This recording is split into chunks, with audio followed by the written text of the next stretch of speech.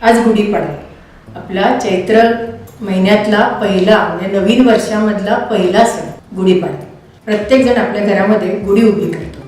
त्याच्या मागचं थोडंसं शास्त्र मी आज तुम्हाला सांगणार. छान दिसते की नाही आपली गुढी? आणि आपण आता ही गुढी घेऊन बाहेर जाऊया आणि मग तिची छान पूजा करूया.